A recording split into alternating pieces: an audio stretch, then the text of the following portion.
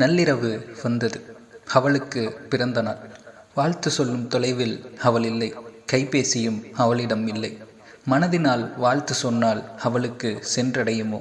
எனக்குள்ளே கேட்டுக்கொண்டிருக்க இருள் மறைந்து வெளிச்சம் வந்தது. எவ்வாறு அவளை ஆச்சரியப்படுத்துவது? அவளிடம் இதுவரை கொடுக்காத ஒன்றாக இருக்க வேண்டும் என்று ஓயாமல் தேடினேன். அழகு பொருட்கள் வேண்டாம், அவை அவளின் கண்டு பொறாமைப்படுகின்றன.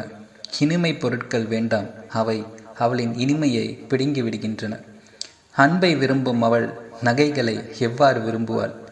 பல்வேறு யோசனைகள் பின்பு ஒன்று முடிவு செய்து அவளை பார்க்க புறப்பட்டேன். மிகவும் தனிமையான இடம், அமைதி. ஒரு 6 அடி சமாதியில் அன்பினால் என்னை ஆட்டுவித்த அவள் உறங்கிக் கொண்டிருந்தாள்.